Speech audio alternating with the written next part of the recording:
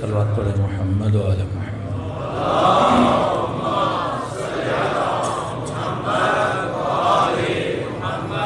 بسم اللہ الرحمن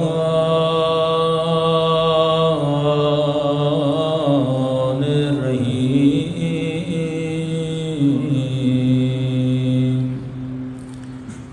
الحمد للہ رب العالمین.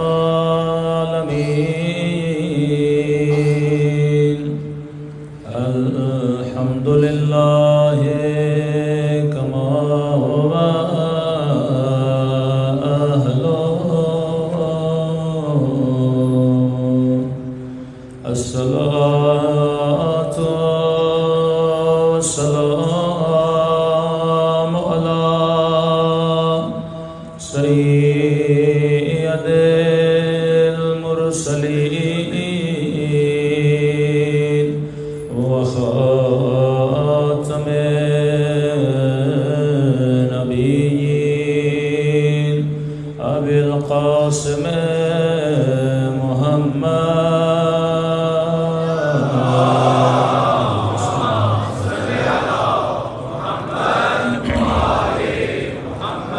وعلى آله الطيبين الطاهرين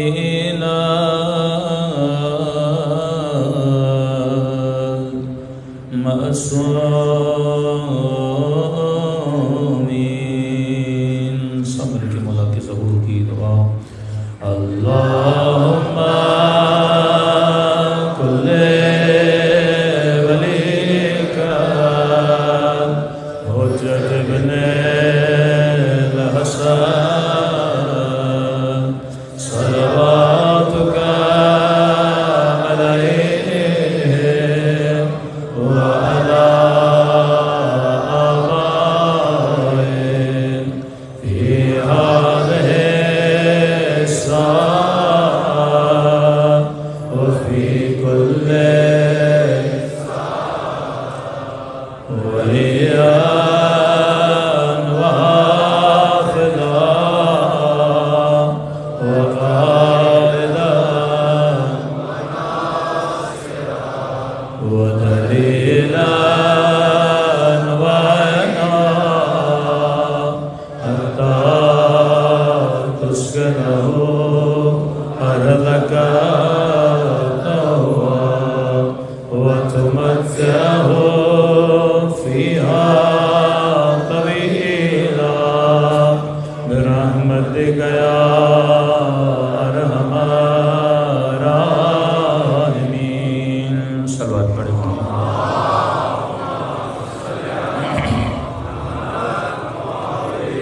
بسم اللہ الرحمن الرحیم. رب اشرح لی صدری ویسر لی امری واحلل عقدۃ من لسانی یفقهوا قولی. اما بعد فقد قال رسول اللہ صلی اللہ علیہ وآلہ وسلم ان الحسین مصباح الخدا وسفینۃ النجات. صلوات پڑھے محمد و آل محمد.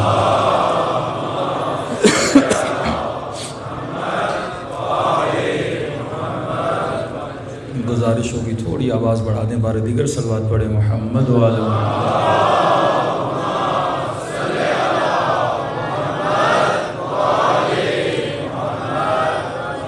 دعا ہے پروردگار عالم ہم سب کی عبادتوں کو اپنی بارگاہ میں قبول فرمائے اور جس مقصد زندگی کی خاطر ان مجالس میں تشریف لاتے ہیں خدا ان مقاصد میں بھی ہم سب کو کامیابیاں نصیب فرمائے. آج آخری مجلس ہے. کوشش ہوگی جتنا ہو سکے عرائض کو سمیٹا جائے، جبکہ 5 مجلس میں اتنی گنجائش نہیں ہوتی مکمل اصول زندگی اہل بیت کو بیان کیا جائے. لیکن اگر ایک اصل پر بھی بندہ عمل کر لے یہ اس کی زندگی میں بہت تبدیلی کے باعث ہو سکتا ہے۔ کہ ہم نے عرض کیا کہ کربلا کسی قصے کا نام نہیں ہے، کربلا کہانی کا نام نہیں ہے، کیونکہ کوئی بھی قوم قصے سنانے کے لیے کروڑوں خرچ نہیں کرتی، کوئی بھی قوم کہانی سنانے کے لیے اربوں روپے خرچ نہیں کرتی۔ اگر قصے سننے ہوتے ہم ایک کتاب سے پڑھ لیتے، اگر کہانی سننی ہوتی اپنی موبائل پہ سن لیتے۔ تو ہم نے عرض کیا کہ کربلا ایک تہذیب کا نام ہے، کربلا ایک تحریک کا نام ہے، کربلا ایک ثقافت کا نام ہے، کربلا ایک طرز زندگی کا نام ہے۔ ہم اپنی نسلوں کو فرش عزا پہ بلا کر عباس کا ادب سکھاتے ہیں، حسین کا صبر بتاتے ہیں، زینب کی عفت بتاتے ہیں، علی اکبر کی جوانی کی شجاعت کا ذکر کرتے ہیں۔ یہ نسلیں فرش عزا پہ آ کر تہذیب سیکھ کے جاتی ہیں، یہ نسلیں فرش عزا پہ آ کے فکر حسین کو لے کر جاتی ہیں۔ تبھی امام خمینی نے کہا کہ اگر محرم اور سفر نہ ہوتا تو اسلام نہ ہوتا، اگر اسلام زندہ ہے تو کربلا کی وجہ سے زندہ ہے۔ اب آپ کہیں گے یہ کیا ہوا کہ اسلام زندہ ہے کربلا کی وجہ سے؟ دیکھیے، اسلام کوئی جسم نہیں ہے کہ جسے کربلا زندگی دے، اسلام ایک فکر کا نام ہے۔ ایک معاشرے میں مسلم ہوں اور اس معاشرے میں انصاف نہ ہو، یہ مردہ اسلامی معاشرہ ہے۔ ایک معاشرے میں مسلم ہو لیکن اس معاشرے میں حیا نہ ہو، عفت نہ ہو، ماں باپ کا ادب نہ ہو، چھوٹے بڑے کی تمیز نہ ہو، اس معاشرے میں صفائی نہ ہو، اس معاشرے میں سچائی نہ ہو، ایک ایسا معاشرہ جس میں رشوت تک بالا پر لی جاتی ہو، ایک ایسا معاشرہ جس میں جھوٹ نہ بولا جائے تو کام نہ ہوتا ہو، ایک ایسا معاشرہ جس میں کرپشن نہ کی جائے تو بندہ آفس میں آگے نہ بڑھ سکتا ہو، یہ مسلم معاشرہ تو ہے پر اسلامی معاشرہ نہیں ہے۔ مسلمانوں کا معاشرہ اور ہوتا ہے، اسلامی معاشرہ اور ہوتا ہے۔ اسلامی معاشرہ اسلامی تب بنتا ہے جب اسلامی اقدار اس معاشرے میں پائی جاتی ہیں، جب اسلامی فکر اس معاشرے میں پائی جاتی ہے، جب اسلامی طرز زندگی اس معاشرے میں پایا جاتا ہے۔ تو دیکھیے، جو کربلا سے ہو کے آتا ہے وہ خود کو کربلائی کہلاتا ہے۔ یہ زمینی کربلائی ہے، زمین کربلا سے ہو کر کربلائی بن گیا، نجف کی زمین سے ہو کر نجفی بن گیا۔ کوئی انگلینڈ سے ہو کر آیا تو والا انگلینڈی جہاں آ رہے ہیں، تو زمین کی نسبت لینا یہ کمال نہیں ہے۔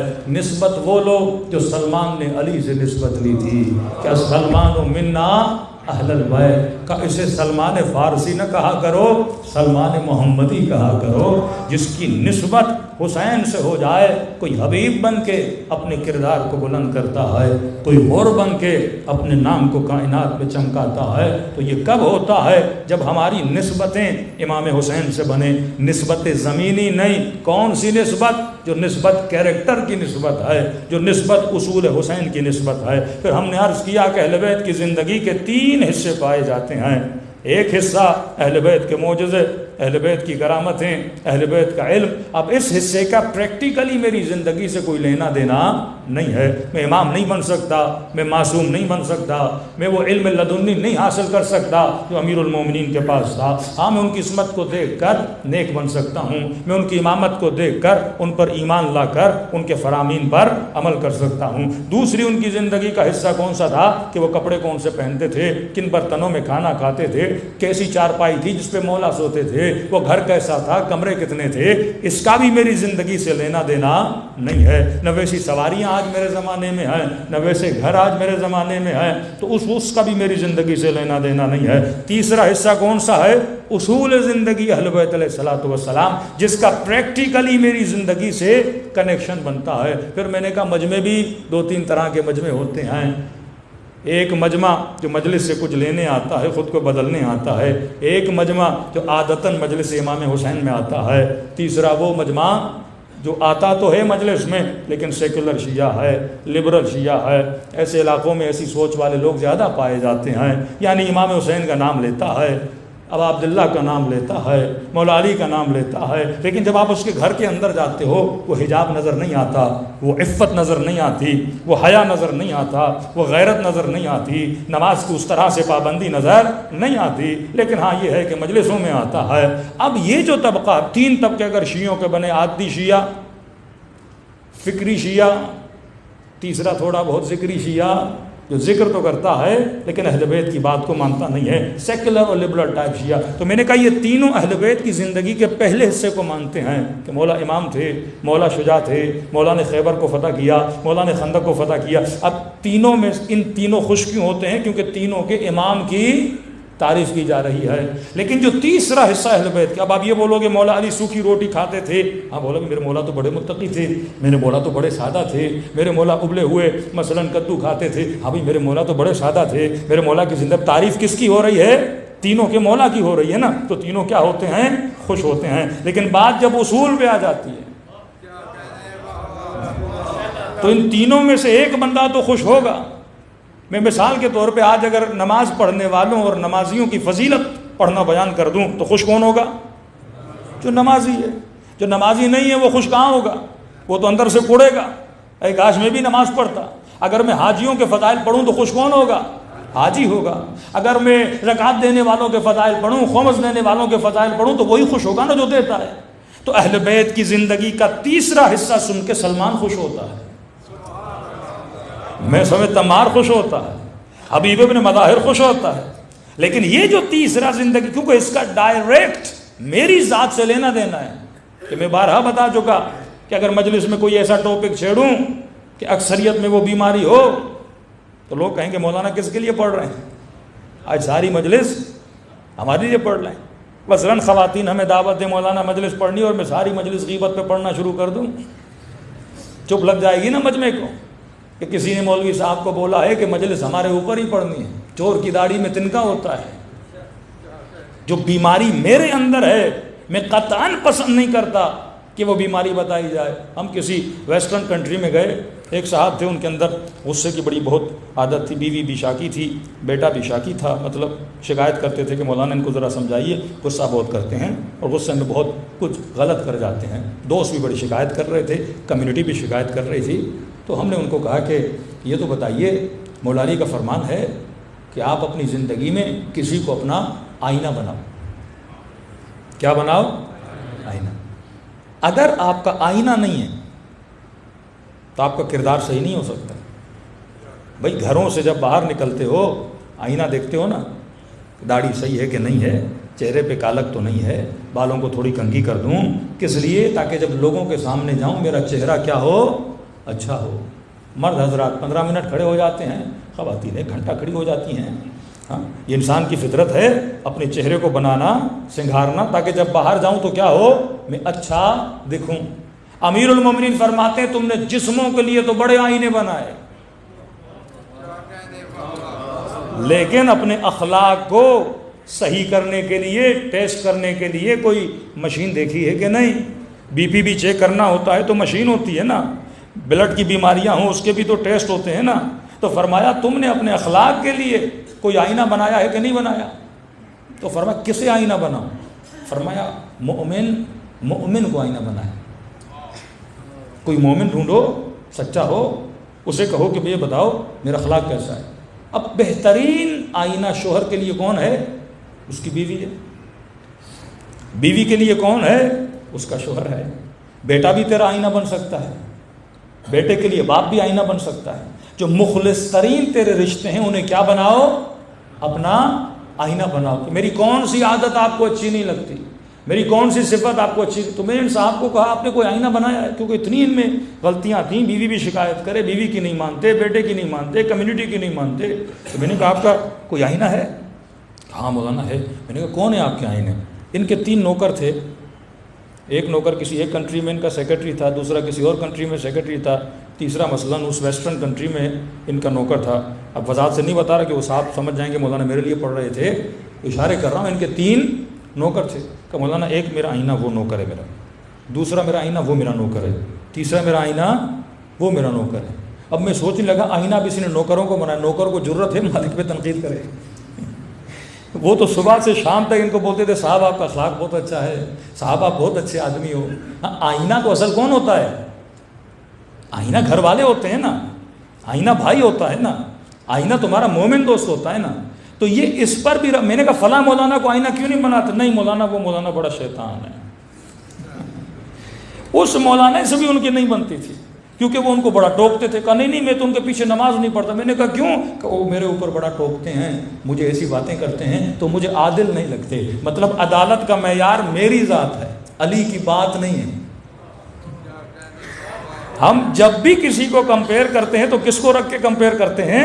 اپنی ذات کو رکھ کر. یہ احمق بندے کی نشانی ہوتی ہے جو اپنی ذات کو اصول بنا دیتا ہے. ارے اصول کسے بناؤ؟ اہل بیت رسول کو بناؤ, کہ اللہ نے اتنی اعلیٰ شخصیتیں آپ کو دی ہیں کہ بندہ چاہے تہجد گزار ہو, نمازی ہو, سچا ہو, صادق ہو, عابد ہو, جتنی بھی عبادتیں کرے تو کہیں تیرے اندر عجب نہ آ جائے, تکبر نہ آ جائے کہ میں بہت بڑا عابد ہوں. تو خدا نے ایسا معیار بنایا, معیار حق و باطل بنایا تو علی کو بنایا, معیار صبر بنایا تو حسین کو بنایا, معیار عبادت بنایا تو زین العابدین کو بنایا. تو یہاں کا کتنا بھی بڑا عابد ہو, لیکن جب زین العابدین کی عبادتوں کو دیکھے گا تو اسے اپنی عبادت کچھ بھی نظر نہیں آئے گی. جب صداقت و صبر حسین کو دیکھے گا اسے اپنا صبر کچھ بھی نظر نہیں آئے گا. تبھی خدا نے اچھائی کے لیے اعلیٰ ترین مثالیں بنائی کہ ان کو دیکھ, پھر اپنے کردار کو دیکھ, پھر کوشش کر کے ان کے راستے پر چل, پھر خدا تجھے درجہ عطا کرے گا جو خدا نے جناب سلمان فارسی کو عطا کیا. صلوات پڑھے محمد و آل محمد.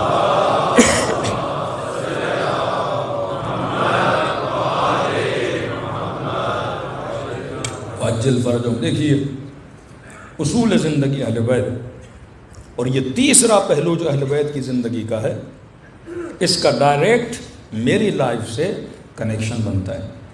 تو میں نے زیادہ سے زیادہ جس پہلو کو اسٹڈی کرنا ہے اہل بیت کی زندگی کا تیسرا پہلو ہے, جسے ہم کہتے ہیں اصول زندگی اہل بیت. کہ ہم نے عرض کیا کہ پہلا اصول جو اہل بیت کی زندگی میں نظر آتا تھا وہ اصل یہ تھا کہ اہل بیت کے وجود میں خوف پروردگار عالم تھا. اور معصوم نے فرمایا خوف کی کتنی نشانیاں ہیں؟ 5 نشانیاں ہیں.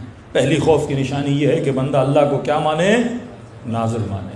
دوسری مطلب ہر جگہ جہاں جائے یہ سوچے کہ میرا پروردگار عالم مجھے دیکھ رہا ہے. امام حسین کا جملہ الہی اخشاک کانی اراک, خدایا حسین تیری عبادت ایسے کرتا ہے جیسے حسین تجھے دیکھ رہا ہو. اس یقین کامل پر پہنچو کہ میرا پروردگار عالم مجھے دیکھ رہا ہے.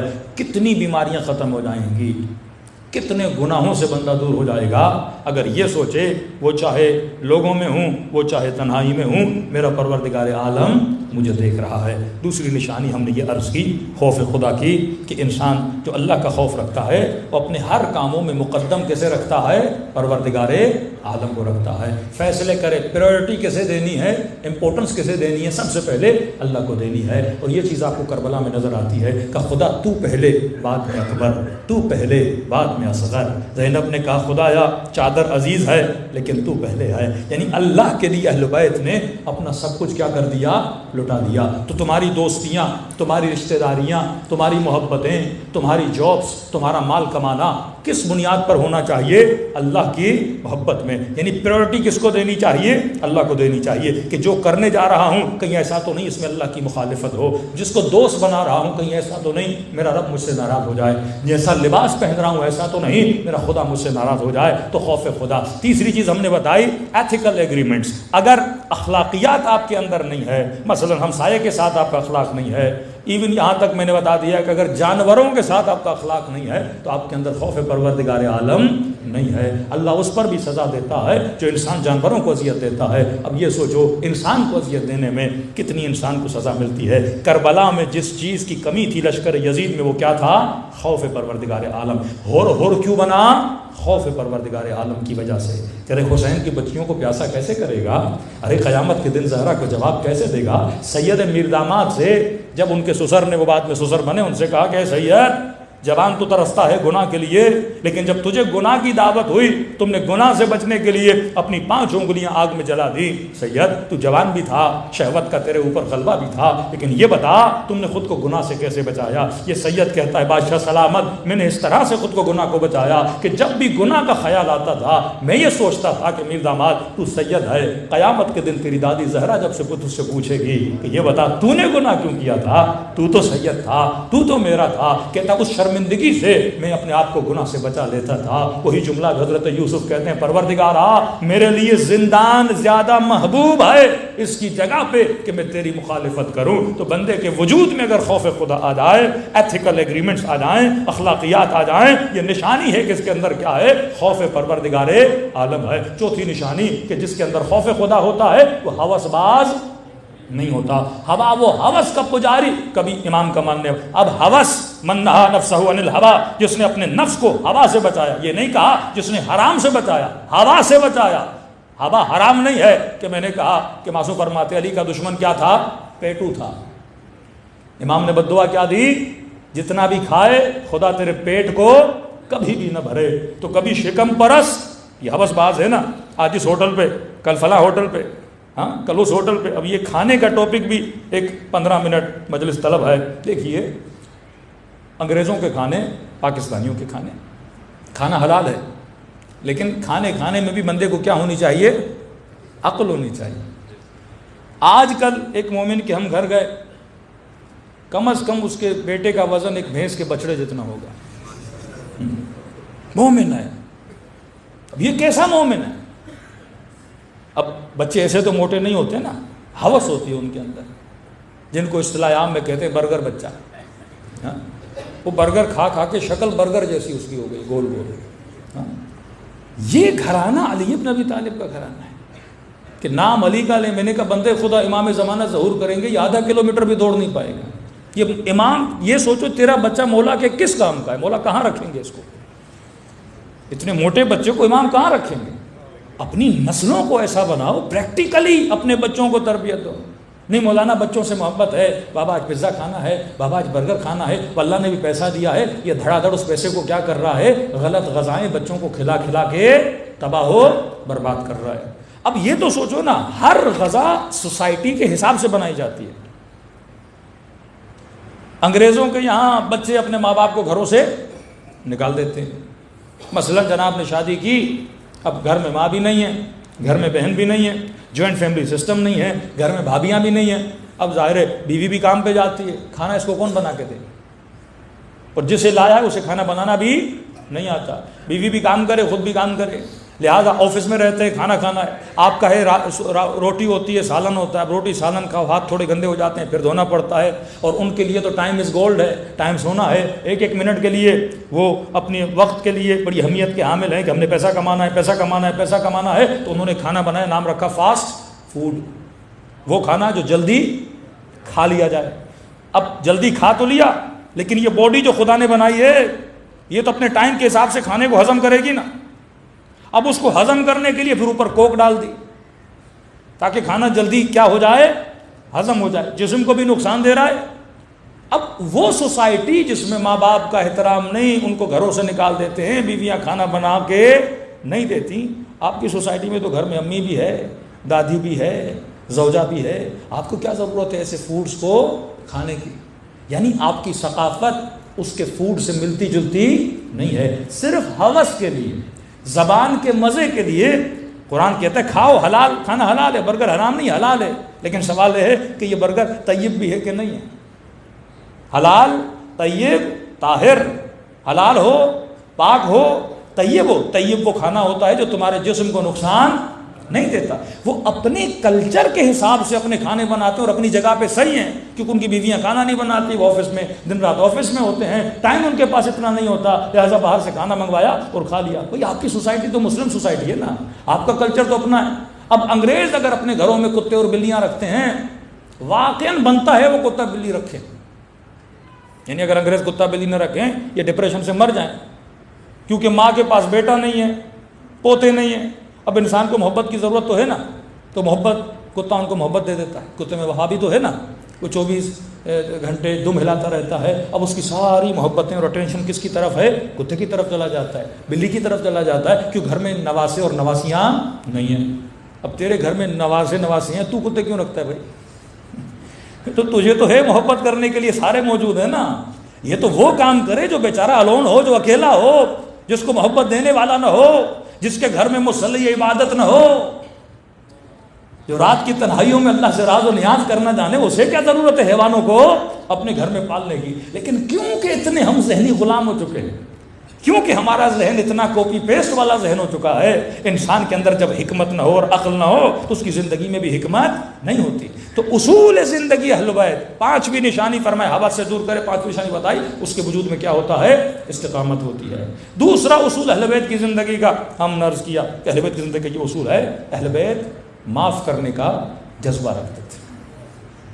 آج یہ سوسائٹی میں بہت کم ہے۔ طلاق کیوں ہوتی ہے؟ کیونکہ ہم ایک دوسرے کو معاف کرنے کے لیے تیار نہیں، ہم ایک دوسرے کی غلطیوں کو بھلانے کے لیے تیار نہیں۔ اتنی نفرت، اتنا بغض، یہ مومن کیسا ہے؟ جس دل میں بغض ہو وہ مومن نہیں ہو سکتا۔ ارے تو روز زیارت عاشورہ پڑھتا، انی سلم لمن سالمکم وحرب لمن حاربکم، مولا میرے دل میں ہر اس کی محبت ہے جس کے دل میں آپ کی محبت ہے، مولا میرے دل میں کوئی بات نہیں، میں نے تو معاف کر دیا ہے۔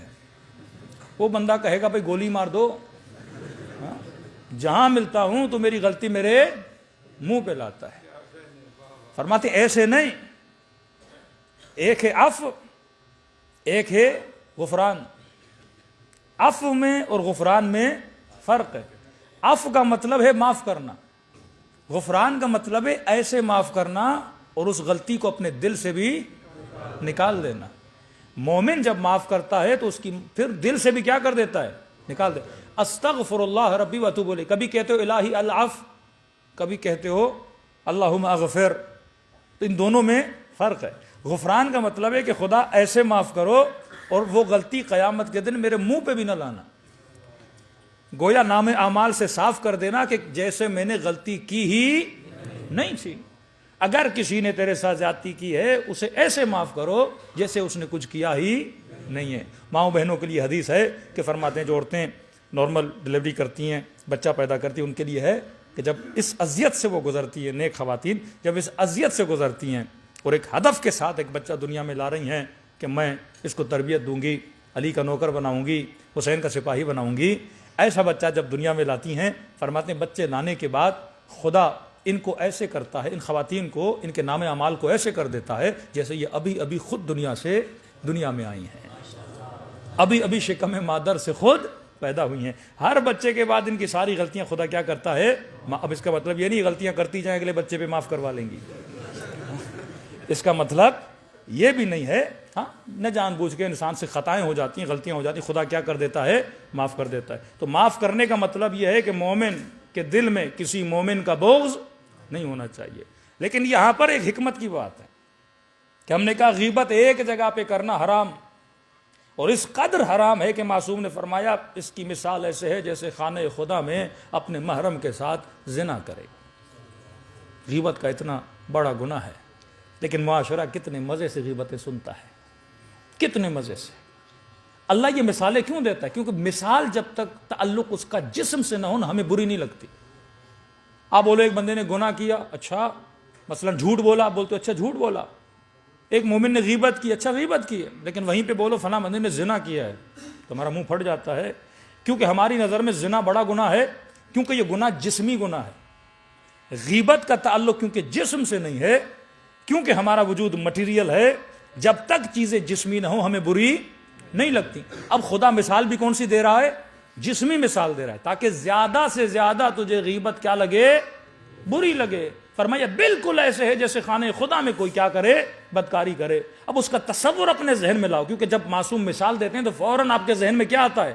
تصور آتا ہے، ذہن تمثیل بناتا ہے، تصویر بناتا ہے کہ واقعاً کوئی خانہ خدا میں ایسا بدترین گناہ کر رہا ہے۔ تو فرمایا زنا اپنا غیبت نہ کیا کرو۔ اب آپ تصور کریں آپ مسجد میں آ گئے، ایک آدمی خدا نخواستہ غیبت کر رہا تھا، تو یہ تصور کرو، اب اس کو تمثیل دو کہ آپ مسجد میں آئے اور مسجد میں کوئی بندہ زنا کر رہا ہے، کتنا برا لگے گا آپ کو؟ یا اسے مارو گے یا مسجد سے نکال دو گے۔ اگر غیرت کی بالکل کمی ہو تو مسجد سے خود باہر چلے جاؤ گے۔ فرمایا اگر کسی کو غیبت سے روک نہیں سکتے، کم از کم غیبت والی محفل میں بیٹھا نہ کرو، سوسائٹی تباہ و برباد ہو جاتی ہے۔ لیکن وہی غیبت جس کا کرنا اتنا برا تھا، 3 جگہوں پہ اس غیبت کا کرنا ثواب تھا۔ ہم نے کہا کوئی رشتے کے لیے بیٹی کا پوچھنے آئے، فلاں لڑکا کیسا ہے، تو اگر اس کی برائی آپ کو پتا ہے تو اس باپ کو بتاؤ تاکہ اس کی بیٹی کا زندگی خراب نہ ہو۔ کوئی مومن بزنس کرنا چاہتا ہے، اپنے پارٹنر کے بارے میں آپ سے پوچھ رہا ہے، اگر آپ کو اس کی کوئی پوائنٹ پتا ہے تو اسے بتاؤ تاکہ اسے بزنس میں نقصان نہ ہو۔ اگر کوئی مظلوم اپنا درد بتانے آئے کہ فلاں بندے نے میرے اوپر ظلم کیا ہے، تو اس کے من کو ہلکا کرنے کے لیے اس کا درد سنو، یہ ثواب ہے، کیونکہ تم مظلوم کے من کو کیا کر رہے ہو؟ ہلکا کر رہے ہو۔ اسی طرح معاف کرنا بہت بڑا ثواب ہے، لیکن فرمایا 3 جگہوں پہ معاف نہ کیا کرو، 3 جگہوں پہ معاف نہ کیا کرو۔ معاف کرنا بڑا ثواب ہے۔ کس کو معاف نہ کروں؟ فرمایا العفو للمقر لا للمصر، معافی مقر کے لیے ہے، مصر کے لیے نہیں ہے۔ معافی کس کے لیے ہے؟ مقر۔ مقر کا مطلب جو اقرار گناہ کرے، اس کے لیے معافی ہے۔ کسی نے پوچھا نا میرے معصوم سے کہ مولا یہ اتنے بڑے ظالم گزرے تھے، خدا ہر شے پہ قادر ہے، کیا خدا ان کو معاف کر دے گا؟ امام نے کہا معاف تو تب کرے گا نا جب معافی مانگیں گے، اور معافی مانگنے کے لیے اللہ جب تک توفیق توبہ نہ دے تب تک کوئی توبہ ہی نہیں کرتا، تو خدا ایسے بدبختوں کو توفیق کہاں دے گا کہ وہ معافی مانگے؟ العفو للمقر، معافی کس کے لیے ہے؟ مقر کے لیے۔ ایک بندے نے آپ کے پیسے کھائیں، کہہ رہا جناب معاف کر دو، مجھ سے غلطی ہو گئی، غریب آدمی ہوں، پیسے دینے کے لیے نہیں ہے، جب ہوئے تو میں آپ کو دے دوں گا۔ کسی نے غصے میں آپ کو گالی آ کر دی اور کہہ رہا ہے مجھے معاف کر دیں، میں غصے میں تھا، میرا بی پی ہائی ہو گیا، میں نے 4 لوگوں کے سامنے آپ کی بے احترامی کی، مجھے معاف کر دیں، یہ مقر ہے، آ کے آپ کو معافی کا اظہار کر رہا ہے کہ مجھے معاف کر دو، فرمایا ایسے بندے کو معاف کر دو۔ لیکن لا للمصر، توہین بھی کرے اور معافی بھی نہ مانگے، مال بھی کھائے، ہٹ دھرمی بھی دکھائے، پیسے بھی کھائے اور کہے اب لے کے دکھا مجھ سے، فرمایا اسے معاف نہ کرو، اسے ایسا سبق سکھاؤ کہ آگے کسی اور کے پیسے نہ کھائے۔ لوگوں کے سامنے گالی بھی دے اور بولے جا تو دیکھ میں کیا کرنے والا ہے تو میرا، میں اور بھی تجھے گالیاں دوں گا۔ کہا یہ مقر ہے، یعنی گناہ بھی کرے اور اوپر اپنے گناہ پہ اترائے بھی، ایک تو چوری اوپر سے سینہ زوری، ایسے بندے کو معاف نہ کرو۔ جنگ بدر میں ایک بندہ آیا رسول خدا کے مقابلے میں، اب نبی کے صحابیوں نے اس کو پکڑا اور لے کر آیا نبی کے سامنے، یا رسول اللہ یہ ہمارے مقابلے میں جنگ لڑ رہا تھا، اب ظاہر کافر تھا، اب سزا دینی تھی، اس نے رسول کے سامنے ہاتھ جوڑی، یا رسول اللہ غلطی ہو گئی، آگے سے میں آپ کے مقابلے میں نہیں آؤں گا، آگے سے میں مسلمانوں سے جنگ نہیں لڑوں گا، آگے سے یہ غلطی نہیں کروں گا، آگے سے توہین نہیں کروں گا۔ نبی نے کہا ٹھیک ہے معافی مانگ رہا ہے تو کیا کرو، اسے چھوڑ دو، چھوڑ دیا۔ پھر ہوئی جنگ احد، پھر بدبخت آیا مسلمانوں کے مقابلے میں، اتفاق سے قسمت اس کی اتنی بری، پھر پکڑ لیا اس کو۔ اب جیسے رسول کو دیکھا پھر وہی ڈرامے بازی، معاف کر دیں غلطی ہو گئی، اگلی بار نہیں آؤں گا۔ نبی نے کہا معافی مقر کے لیے ہے، مصر کے لیے نہیں ہے۔ اسی وقت اس بدبخت کو کیا کر دو، واصل جہنم کر دو۔ تو معافی اس بندے کے لیے نہیں ہوتی۔ ایک آپ کے نوکر نے ایک بار غلطی سے چوری کر لی، اب کہہ رہا ہے صاحب جی غلطی ہو گئی، آگے سے نہیں کروں گا۔ ہاں آپ نے کہا ٹھیک ہے، پھر آپ نے کل دیکھا پھر چوری کر دی، ایسے بندے کے لیے معافی ہے ہی نہیں۔ اور معصوم کی حدیث بھی ہے کہ مومن ایک سوراخ سے 2 دفعہ ڈسا نہیں، فرمایا وہ مومن ہی نہیں ہے۔ ایک بندہ غلطی کرا کہ نہیں میں نے معاف کر دیا، بھائی جناب آپ کو نقصان دیا ہے، نہیں معصوم نے فرمایا معاف کر دو، پھر اس کو معصوم فرماتی ہے بے وقوف آدمی ہے جو بار بار معاف کیے جا رہا ہے، یہ عقل مند نہیں ہے۔ سوسائٹی اس طرح ڈیولپ نہیں ہوتی۔ ہاں معافی ایک بار ہوتی ہے، 2 بار ہوتی ہے، لیکن بار بار ایک بندہ غلطی کر رہا ہے، فرمایا اس کے لیے معافی نہیں ہے۔ صلوات پڑھے محمد والے محمد پر۔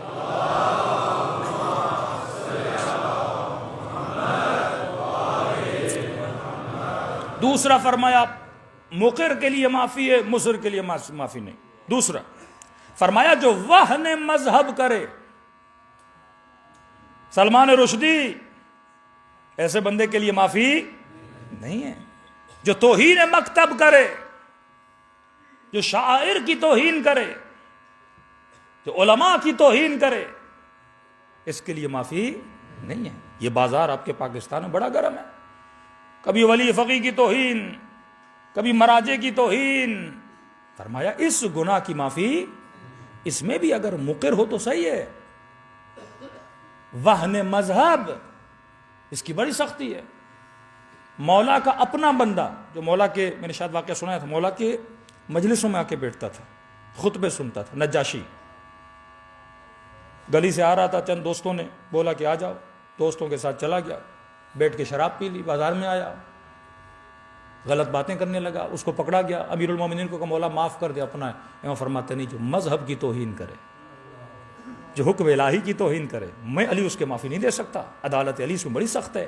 100 کوڑے لگائے، بندہ زنا کرے اور پکڑا جائے، اس کے لیے معافی نہیں ہے، سزا ہے. شراب پیے اور مارکیٹ میں گھومے پھر کہ مولا معاف کر دو، نہیں، تم نے حدود الہی کو پار کیا ہے. ہاں تنہائی میں کسی نے نہیں دیکھا، چلو اللہ سے معافی مانگ لو، لیکن اگر پکڑے گئے تو اس کے لیے معافی قطعاً نہیں ہے. معاف کیسے کرے جو حدود الہی کو پامال کرے. یہ واقعہ تو آپ نے سنا ہوگا نا، حبشی غلام کالے رنگ کا پکڑ کے لائے، علی اس نے چوری کی ہے. اب گواہ نہیں تھے. امام نے کہا تو نے چوری کی ہے؟ اس نے کہا جی مولا. عاشق امیر المومنین بھی تھا.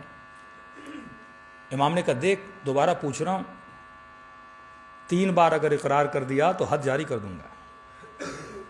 مطلب مولا اسے ایک راستہ بتا رہے تھے کہ اگر تم نے معافی مانگنی ہے جا کے مانگ. کہ مولا آپ کے سامنے جھوٹ کیوں بولوں؟ صحیح ہے اس کے پاس گواہ نہیں امیر المومنین، لیکن میں اقرار کر رہا ہوں میں نے کیا کی ہے؟ چوری کی ہے. پھر پوچھا، پھر اس نے کہا جی امیر المومنین میں نے چوری کی ہے. امام نے کہا اب تو حد جاری کرنی پڑے گی. امام نے اس کی انگلیوں کو کاٹا. عاشق علی. ایک طرف نجاشی جو سزا کی وجہ سے علی کو چھوڑ کے امیر شام سے جا کے ملا، دوسری طرف یہ غلام کالے رنگ والا 4 انگلیاں کٹی، انگلیاں ہاتھ میں لے کے بازار میں آیا. ایک منافق تھا. اب اس نے کہا کیونکہ علی نے سزا دی، علی کے قصیدے بڑے پڑھتا تھا، جا کے اس کو کیا کروں، ٹیز کروں، ٹوکوں، بولوں تو علی کے بڑے قصیدے پڑھتا تھا. اچھا علی نے تیری انگلیاں کاٹ دی، تو جگہ جگہ علی کی باتیں کرتا تھا، علی نے تیری انگلیاں کاٹ دی. اب بھرے بازار میں بار بار اسے کیا کر رہا تھا؟ تانے دے رہا تھا کہ علی نے تیری انگلیاں کاٹی، علی کے قصیدے. اسی وقت اس نے انگلیاں ہاتھ پہ اٹھائیں اور پھر مولا کی شان میں قصیدہ پڑھنا شروع کر دیا.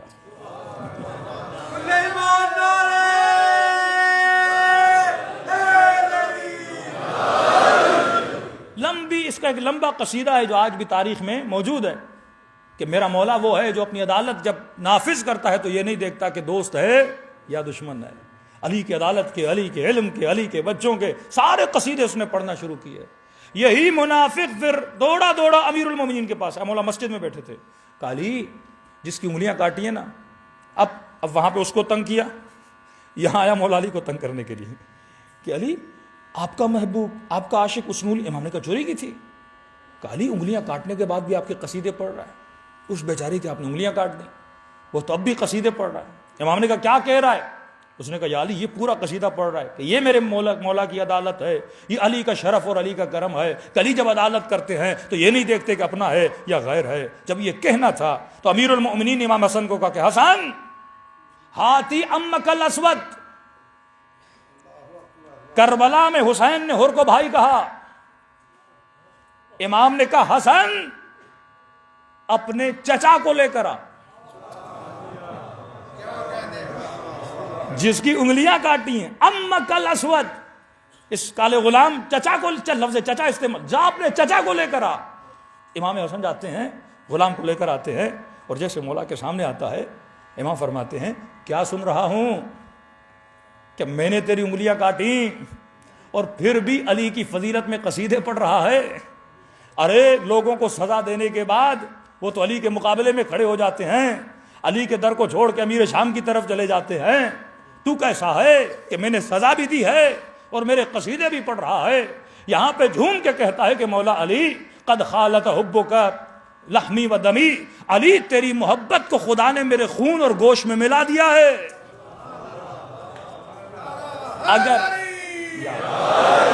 اگر بدن کے ٹکڑے ٹکڑے بھی کر دو میں تجھے چھوڑنے کے لیے تیار نہیں ہوں. امام نے کہا سزا سنا دی، اب آپ محبت کا ہدیہ تجھے عطا کروں.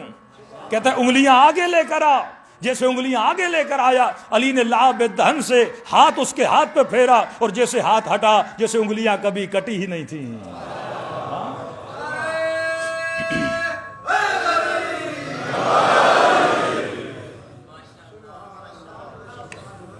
بارہ دیگر صلوات پڑھیں محمد والا.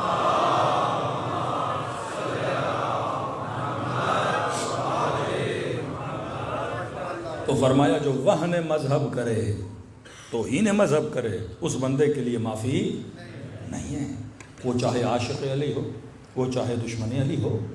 اور آج بربلا معاشرے میں بچے سے محبت کر کس حد تک؟ اگر وہ دین کی کسی شک کو پامال کرتا ہے محبت نہیں بنتی، سختی بنتی ہے۔ اب آیت اللہ سیستانی کا فتویٰ ہے اگر بیٹی سر سے دوپٹہ اتار دے اس کو خرچہ دینا بھی حرام ہے، خرچہ دینا بھی ایسی بیٹی کو حرام ہے جو دین اور مذہب کی احتیاط نہیں کرتی۔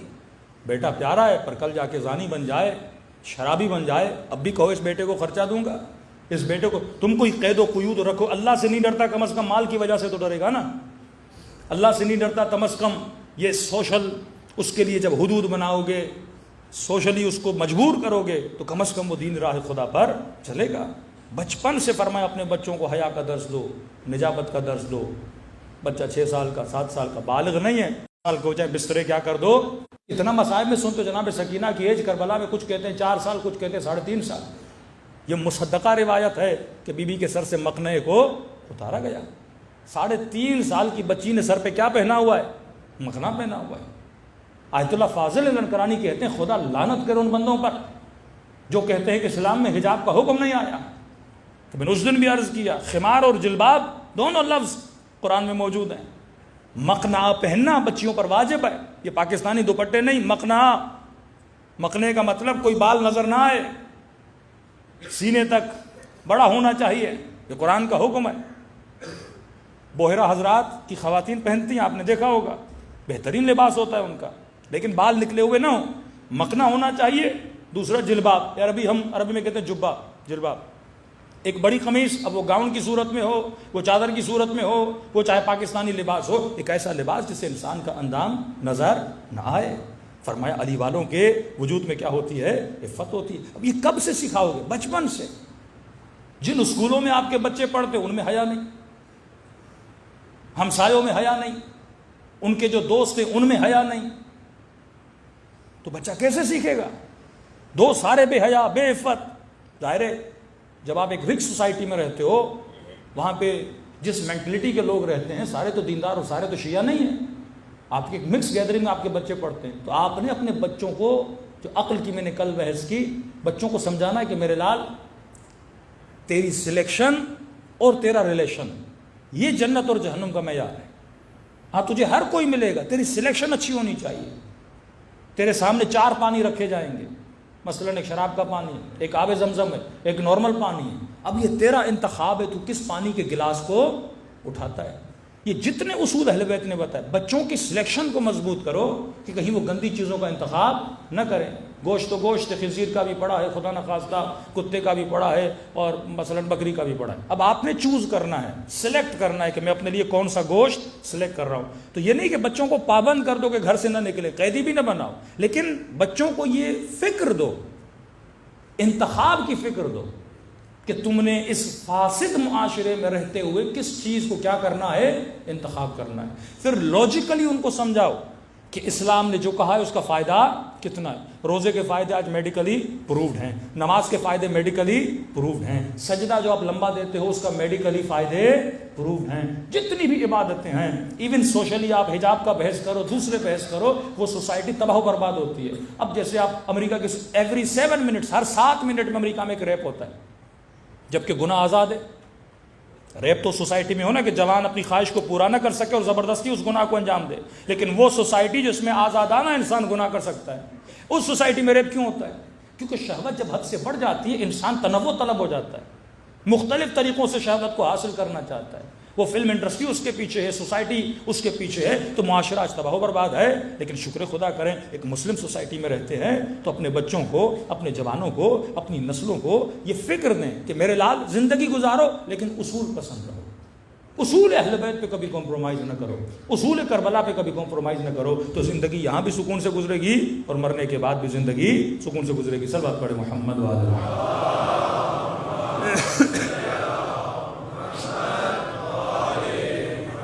تو فرمایا معاف کرو مقر کو، مصر کو معاف نہ کرو، معاف اسے کرو، اسے بھی کبھی معاف نہ کرو جو مذہب کی توہین کرتا ہے۔ کئی ایسے آج خطبہ ذاکرین ممبر سے توہین مذہب کرتے ہیں، یہ بری بات ہے۔ مقدسات کی توہین، اللہ کی توہین، توہین کبھی نہیں ہونی چاہیے، برملا کبھی گناہ نہیں ہونا چاہیے۔ تیسری چیز فرمایا اسے معاف نہ کرو جو مومن کی عزت بھرے مجمع میں پامال کرتا ہے، اس کے لیے بھی معافی نہیں ہے۔ توہین مومن حرام ہے۔ فرمایا مومن کا دل توڑنا ایسے ہے جیسے خانے خدا کو خراب کرنا۔ کیوں؟ کیونکہ اللہ کس کے دل میں رہتا ہے؟ مومنوں کے دلوں میں رہتا ہے۔ قلب جو ہے وہ جائے گا ہے۔ ابھی عبداللہ الحسین ہے، محبت امام حسین کہاں ہے؟ دل کے اندر ہے نا۔ تو کبھی کسی کے دل کو نہ دکھایا کرو، زندگی صحیح سالم ہو، ہم سایوں کے ساتھ اچھی، گھر کے اندر۔ ابھی کسی خاتون نے لیٹر بھیجا، پڑھ کے ہنسی بھی آ رہی تھی کہ مولانا مردوں کو ذرا سمجھائیں گھروں میں اخلاق اچھا ہونا چاہیے۔ ویسے شکایتیں تو آتی ہیں اخلاق کتنا بھی اچھا ہو، لیکن اور بھی آپ کیا کریں، اپنے اخلاق کو اچھا کریں۔ کم از کم جو شرعی طور پر اللہ نے واجب کیا ایک مرد پر، اس چیز کو کیا کرے، ادا کرے۔ دیکھیے کبھی کبھی چھوٹی چھوٹی چیزیں بھی انسان کو کیا کرتی ہیں، خوش کر دیتی ہیں۔ میں نے بہت بار سوچا ہے کہ مرد اور عورت کی فطرت پہ ایک خمسہ ہو، عشرہ ہو، لیکن کبھی توفیق ابھی تک نہیں ملی۔ واقعاً مرد، دو جملوں میں صرف عرض کروں گا، مرد مظہر جلال خدا ہے، عورت مظہر جمال خدا ہے۔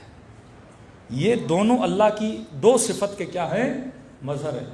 اب آپ یہ سمجھو اور اس طریقے سے کیا کرو، آپ نے ہینڈل کرنا ہوتا ہے۔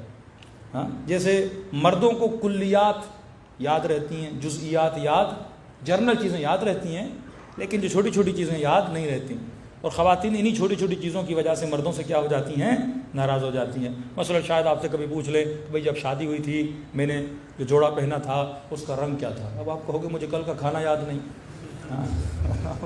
شادی کا جوڑا کیا تھا اب ان کو یاد رہتا ہے، کیونکہ اللہ نے جو ان کا ذہن بنایا ہے وہ چھوٹی چھوٹی چیزوں کو یاد، جزئیات، کیونکہ انہوں نے کیا کرنا ہے، گھر میں تربیت دینی ہے، کچن انہوں نے سنبھالنا ہے، بچوں کو انہوں نے سنبھالنا ہے، اور بچوں کی چیزیں یاد رکھنی ہیں، کب بچہ اٹھتا ہے، کب بچہ سوتا ہے، اسکولنگ، ہر چیز کا خیال انہوں نے رکھنا ہے۔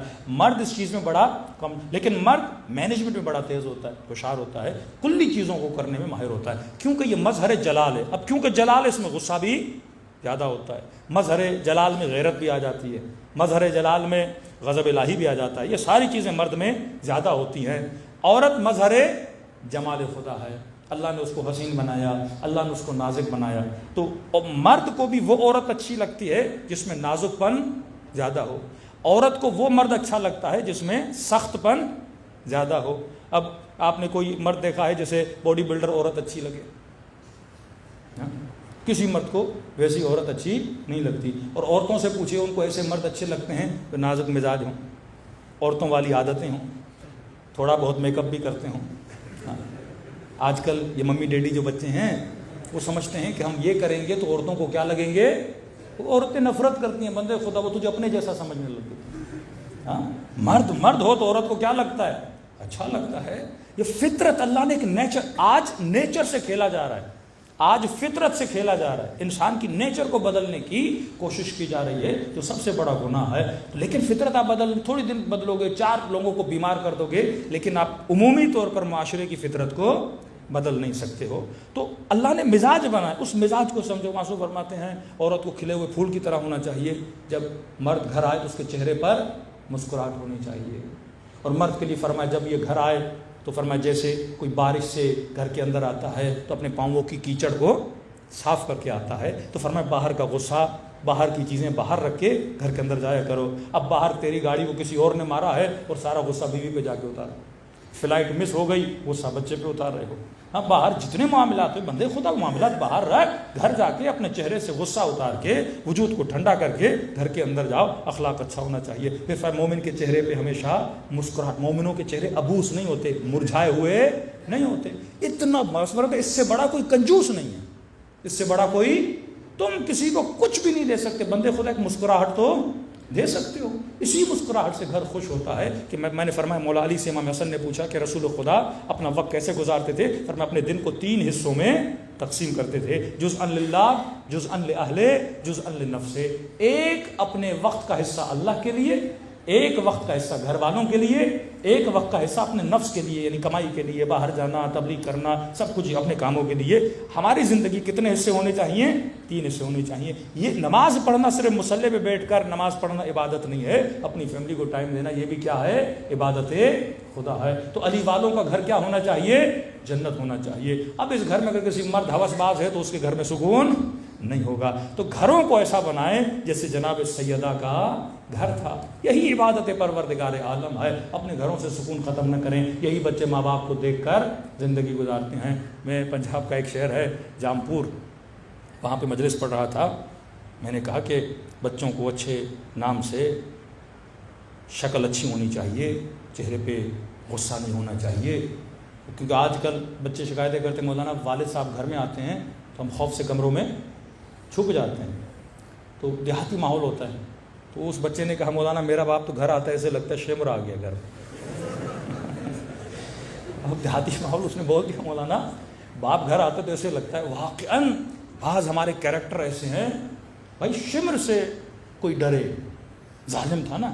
باپ ظالم تو نہیں ہے، باپ کی ایک محبت ہوتی ہے، وہ گھر میں جائے تو بچے انتظار کریں کہ بابا کب آئیں گے، مما کے لیے ترسیں کہ اماں کب۔ یہ محبت کا ماحول جب آپ کا گھر میں ہوگا، 10 منٹ بیٹھو، آدھا گھنٹہ بیٹھو، ایک چائے بھی اگر محبت بھری فیملی ایک دوسرے کے ساتھ بیٹھ کے پیے تو اس چائے کا پینا بھی کیا ہو جاتا ہے؟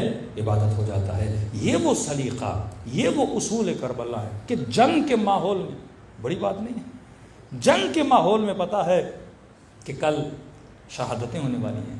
مولا کے اصحاب کہتے ہیں کہ شب عاشور بھی امام حسین نے اپنے وقت کو 3 حصوں میں تقسیم کیا۔ شب عاشور، اس سے بڑی ترتیب، اس سے بڑا عقل، اس سے بڑا طرز زندگی تجھے کہاں ملے گا؟ کہ ایک حصہ امام نے عبادت خدا کے لیے رکھا۔ کہ آپ سنتے ہو نا لشکر یزید سے تسبیح خدا کی آواز ایسے آ رہی تھی جیسے شہد کی مکھیاں اپنے چھتے پہ آواز کرتی ہیں۔ فرمایا ایک حصہ امام نے جنگی پلاننگ کے لیے رکھا کہ کل اگر حملہ ہو تو ہم نے حملے کو روکنا کیسے ہے، پہلے کون جائے گا، اصحاب جائیں گے، اہل بیت جائیں گے، پوری امام نے ایک ترتیب بنائی۔ اور فرمایا اس رات بھی ایک حصہ اپنے اہل و عیال کے لیے رکھا۔ کبھی سکینہ کے خیمے میں جاتے تھے، پھر رباب کے خیمے میں گئے، پھر عباس کے خیمے میں گئے، پھر زینب کے خیمے میں گئے، ایک ایک بیوی کی باتیں سنتے تھے۔ امام ان کو دلاسا دیتے تھے، وہ امام کو دلاسا دیتی تھی۔ پھر مولا جب مل کے جاتے تھے پھر مائیں بچوں کو بٹھاتی تھی کہ میرے لال کل مجھے شرمندہ نہ کرنا،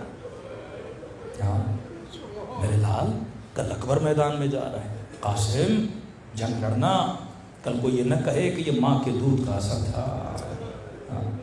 کہتے رباب کے خیمے سے گزرنے لگے، کیا دیکھا؟ یہ ماں اپنے بچے کو جھولے میں جھلا بھی رہی ہے اور بچے سے کچھ باتیں بھی کر رہی ہے۔ روکے روکے کہتی علی اصغر کل اکبر کی ماں اکبر کو قربان کرے گی، کل قاسم کی ماں قاسم کو قربان کرے گی، کل اونا محمد کی ماں اونا محمد کو قربان کرے گی۔ اے میرے لال تو بہت چھوٹا ہے، اے کاش تو بھی جوان ہوتا، تلوار اٹھاتا، حسین کے دفاع کے لیے میدان جنگ میں جاتا۔ ارے میں بھی تو اپنے بچے پہ فخر کرتی نا کہ میرے بچے نے اپنی جان کو حسین پہ قربان کیا۔ کہتے ہیں اتنا پیار آیا امام حسین کو، اتنا پیار آیا کہ رباب کے خیمے میں آ گئے، اپنے بچے کو سینے سے لگایا، کہنے لگے رباب کل میں تیرے اصغر کو اپنے اکبر سے بڑھا دیتا۔ یہ عشق اور محبت، یہ خیام حسینی کا منظر ہے، یہ عقل کل کس طرح سے ظاہر ہوتے ہیں۔ وہاں پر بھی بتا رہے ہیں کہ زندگی کیسے گزاریں، بھائی کی بھائی سے محبت، غلام کی آقا سے محبت، بہن کی بھائی سے محبت، شوہر کی زوجہ سے محبت، واللہ کہاں ملتا ہے؟ جنگ کے ماحول میں اتنی محبت کا اظہار آپ کو کہیں نظر نہیں آتا۔ وفا کا معیار، ادب کا معیار، عبادت کا معیار، حسن کا معیار، اخلاق اعلیٰ کا معیار، کہ اپنے ہاتھوں سے پانی پلا رہے ہیں، اپنے ہاتھوں سے۔ حضرت عباس کہتے ہیں جب مولا پانی بھر رہے تھے نا، میں نے کہا مولا ہم اتنے نہیں ہیں جتنا پانی بھر رہے ہیں۔ کہ عباس تو پانی بھر، کہتے مجھے سمجھ نہیں آئی اتنا پانی امام نے کیوں جمع کیا تھا۔ کہتے جب ہر کا لشکر آیا نا، کہا سب کو پلانا شروع کر دے۔ انسانیت اتنی ابا عبداللہ الحسین میں کہ واقعی جب یہ روایت پڑھی جاتی ہے تو انسان کا جگر چور چور ہو جاتا ہے۔ کہ جب پورے لشکر کو پانی پلایا، یہ روایت ہے، جب کہتے ہیں گھوڑوں کو پانی پلانے لگے نا تو امام نے فرمایا عباس گھوڑے کی فطرت ہے جب تک پیٹ بھر نہ جائے نا وہ پانی سے منہ ہٹاتا نہیں. کہا انتظار کرنا جب تک وہ منہ نہیں ہٹاتا تو پانی نہ ہٹاتا. ارے جسے حیوان کی اتنی پرواہ. کہ اتنے میں گھوڑے پر شخص آ رہا تھا ہر کے لشکر کا جو پیچھے رہ گیا تھا. امام نے کہا آگے جا اس کو لے کر آ. کہتے اتنی شدت گرمی لوہا زرہ اس نے پہنی ہوئی تھی اب اس کو آنکھوں کے سامنے اندھیری آ گئی رستہ نظر نہیں آ رہا تھا. کہتے حسین خود آگے بڑھے. کہا اے بھائی نیچے آ پانی پی کہیں پیاس سے تو مر نہ جائے. کہتے ہیں اسے حسین کی بات سمجھ میں نہیں آئی کیونکہ شدت پیاس اتنی تھی کچھ نظر نہیں آ رہا تھا. کہتے امام نے اونٹ کی مہار کو پکڑا اونٹ کو نیچے بٹھایا. کہا نیچے آ جا. کہا اس میں اتنی بھی طاقت نہیں تھی کہ خود نیچے آئے. کہا حسین آگے بڑھے اسے اتارا اور جیسے اتارا تو اس کا سر مولا کے گھٹنے پر آیا. حسین نے اپنے ہاتھوں سے جو روکنے آیا تھا اسے پانی پلایا. لیکن مقام ظلم یہ ہے جسے اپنے ہاتھوں سے پانی پلایا تھا یہ وہی تھا جو حسین کی انگوٹھی اتارنا چاہتا تھا. تو معصوم فرماتے ہیں نہ اتری اور اس نے خنجر سے حسین. کتنا کریم ہے تیرا مولا حسین. ایسے اماموں کے ہوتے ہوئے واللہ حجت تمام کر رہے ہیں ہم سب پر اپنے اخلاق کے ذریعے اپنے کردار کے ذریعے. اور یاد رکھ جب حجت تمام ہو جائے نا اس کے بعد عذاب الہی آتا ہے. جب حجت تمام ہو جائے اور تمام کے بعد انسان اگر اپنے وجود میں تغیر کو پیدا نہ کرے تو فرمایا دعا کیا کرو کہ خدا حسین کی مجلس میں آئے ہیں ہمیں حقیقتاً حسینی بننے کی صلاحیت عطا کرے. خلوص سے دل سے دلوں کو کربلا کی طرف روانہ کرے. سلام کرے اپنے مولا کی مظلوم میں اور دعا کرے کہ خدا ہم سب کو زیارت با معرفت امام حسین نصیب فرمائے. السلام علی الحسین وعلی علی ابن الحسین وعلی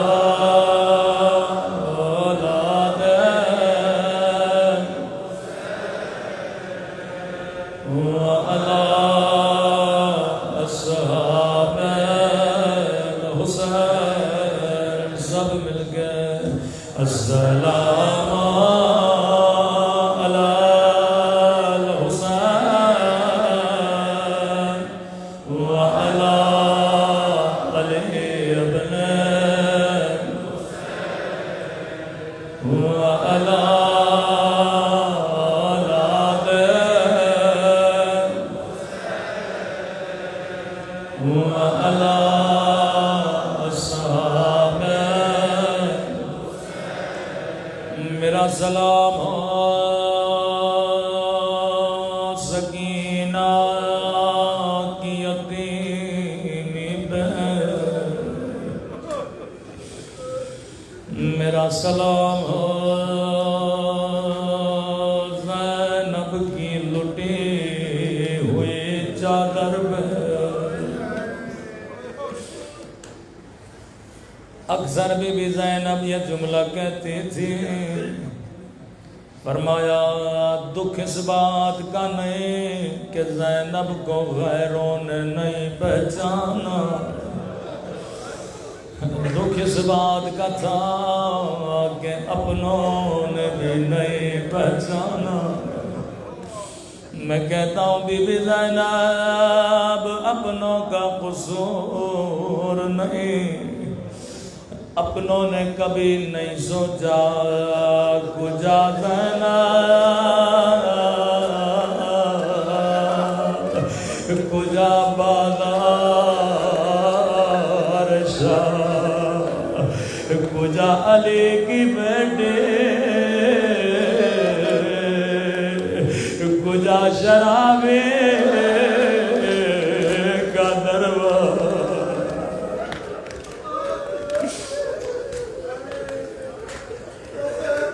ایک یتیمہ بچی تھی جسے امام حسین اپنے گھر میں لے کر آئے.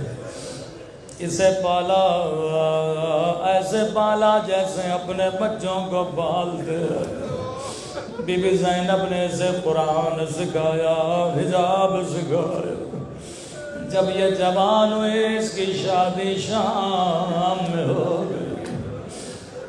ہر سال مدینے آتی تھی، کہتی تھی مولا حسین آپ نے مجھے اپنے بچوں کی طرح پالا.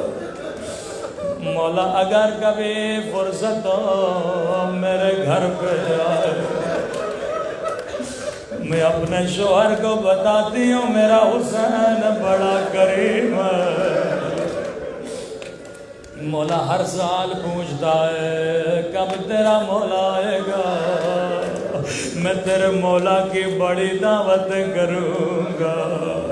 امام حسین کا بڑا پیار آیا، فرمایا شیریں ہم آئیں گے لیکن تو پہچان نہ سکو گے. اتنا سننا تھا شیرین کھڑی ہو گئے، کہنے لگی مولا میں نمک حرام نہیں، مولا ان آنکھوں کو نکال دو جو اپنے مولا کو نہ پہچانے. امام نے فرمایا شیری تیرا قصور نہیں ہوگا، ارے حالات بدل جائے. جب خدا حافظ کر کے جانے لگی، امام نے ایک وصیت کی، فرمایا شیرین جب تک زندہ ہو اس وصیت کو یاد رکھنا. جی میرے مولا.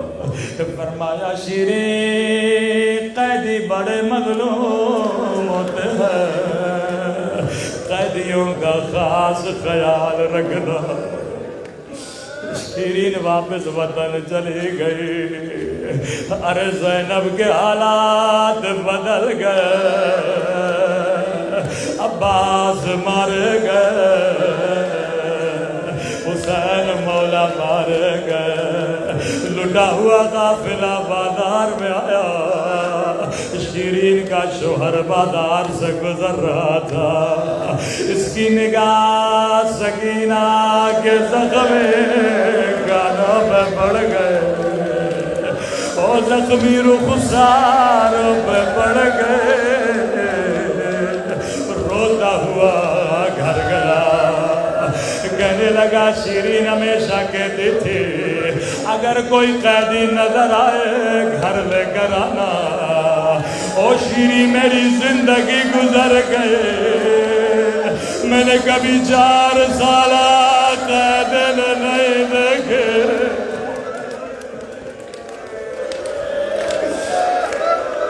شیرین بڑے مظلوم قیدیوں کا جلدی کرو، قیدیوں کو گھر لے کر آؤ، میرے مولا کی وصیت ہے. امام سجاد کو اس نے دعوت دی. اب قیدی شیرین کے گھر میں آنے لگے. شیرین نے بڑے بڑے سفرے لگانا شروع کیے. ارے قیامت کا منظر تھا. جسے زینب نے حجاب سکھایا اس کے سر پہ چادر، لیکن ہائے زینب کی قسمت،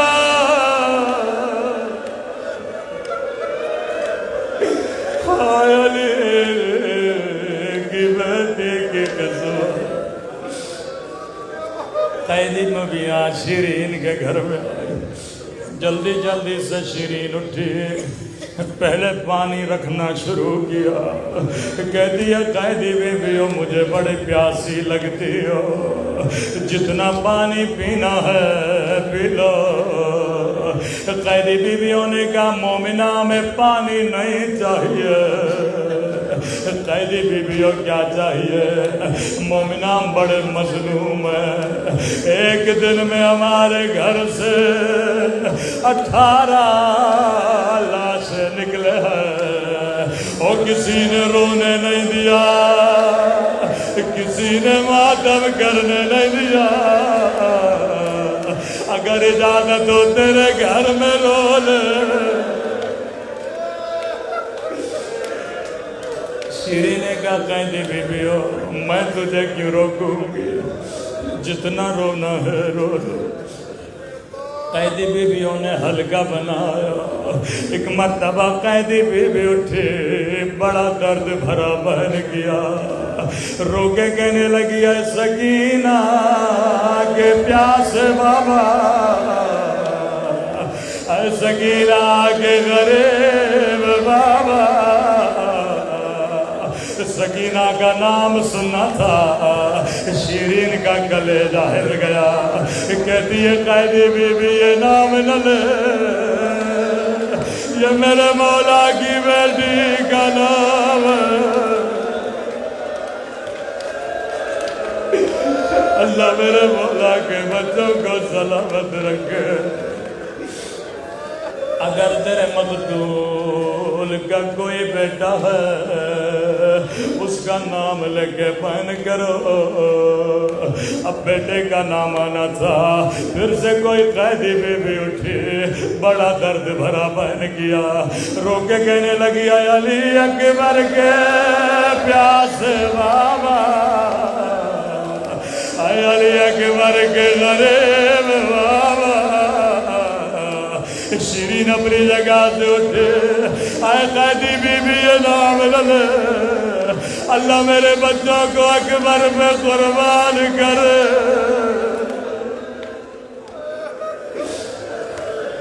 کہتی ہے قیدی بی بی یہ نام لے. بیبیاں کہتی ہیں شیرین تیرا گھر, اگر اجازت نہیں تو ماتم نہ کریں گے. کہتی ہے نہیں قیدی بی بیو یہ تو مدینے والوں کے نام ہے. اگر تیرے مقتول کی کوئی بہن ہے اس کا نام لے کے بیان کرو. یہاں بہن کا نام آنا تھا. راوی کہتا ہے کوئی اور قیدی بی بی نہیں اٹھی. ایک مرتبہ بی بی زینب اٹھے, بڑا درد بھرا بیان کیا. آئے اجڑی ہوئی زینب کے پیاسے بھیا, آئے اجڑی ہوئی زینب کے غریب بھیا. زینب کا نام سنا تھا, دوڑے دوڑے آگے بڑھے, ہاتھوں کو جوڑا. اے قیدی بی بی تو کون ہے, یہ تو مدینے والوں کے نام ہے. تیرا حسین سے کیا رشتہ ہے. بی بی زینب نے بالوں کو ہٹایا, کہا شیری تیرے مہمان آ گئے, اور تیرا حسین آ گیا, اور شیری زینب اجڑ گئے.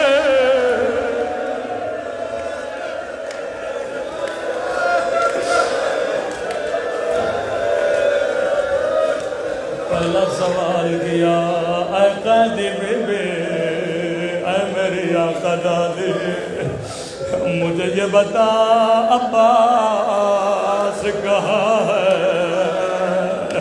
زینب شیری کو باہر لے گئے. ایک گھوڑے کی گردن میں کٹا ہوا سر تھا. بی بی یہ کس کا سر ہے, روکے گا یہ میرے عباس کا سر ہے. بی بی سب سرنوں کے نیزہ پہ, یہ گھوڑے کی گردن میں کیوں ہے, کہ یہ بھی نو کے نیزہ پہ تھا, لیکن جب نگاہ میرے سر پہ پڑ گئے, عباس کا سر زمین پہ گر جاتا تھا. ماتم حسین